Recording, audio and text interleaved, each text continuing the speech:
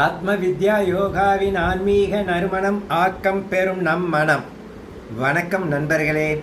நம்முடைய மனசு ஏன் எப்பவும் இவ்வளவு பாரமா சோர்ந்து போய் இருக்குன்னு என்னைக்காவது யோசிச்சிருக்கோமா?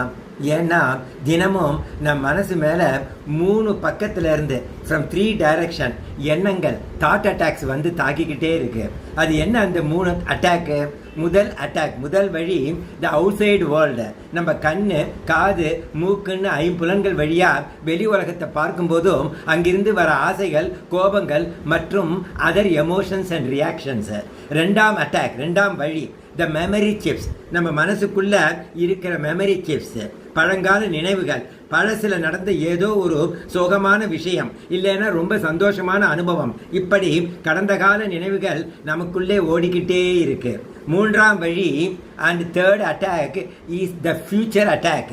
எதிர்காலத்தை பற்றின பயம், பதற்றம், அப்புறம் அளவுக்கு அதிகமான எதிர்பார்ப்புகள். We are addicted to our thoughts. We cannot change anything if we cannot change our thinking. இப்படி 3 பக்கமும் டிராஃபிக் ஜாம் மாதிரி எண்ணங்கள் வந்து மோதும் போது மனசு ரொம்ப பலவீனமாகிடுது, நிம்மதியும் போயிடுது. ஆன்மீக பாதையில் நம்மால் முன்னேறவும் முடியறதில்ல. இதிலிருந்து தப்பிக்க என்ன வழி? இந்த 3 வழி தாக்குதலை நிறுத்த தினமும் கொஞ்ச நேரமாவது நம்முடைய 5 புலன்களை வெளி உலகத்திலிருந்து உள்நோக்கி திருப்பணும். அதுக்கு நீங்க பெருசா எதுவும் பண்ண வேண்டாம். தினமும் கொஞ்ச நேரம் வஜ்ராசனம் என்ற சிம்பிள் ஆசனால உட்காந்துக்குங்க. பிராணாயாமம், சின்ன மூச்சு பயிற்சி மற்றும் தியானம் செய்யுங்க. உங்க மூச்சு காற்றை மட்டும் கவனியுங்க. பிரெத் அவேர்னஸ் பாங்க. மனசார உங்களுக்கு பிடிச்ச மந்திரங்களை ஜபம் செய்யுங்க. மனசு பூரா அந்த தெய்வ ரூபத்தில் இருக்கட்டும். நல்ல ஆன்மீக புத்தகங்களை படியுங்க. சுயநலம் இல்லாம மற்றவங்க நல்லா இருக்கணும்னு பிரார்த்தனை செய்யுங்க.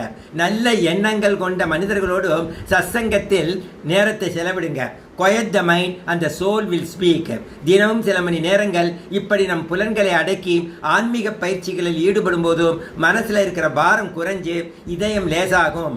மனசு அமைதியா இருந்தால்தான் வாழ்க்கையில் ஜெயிக்க முடியும். முயற்சி செய்து பார்ப்போம்.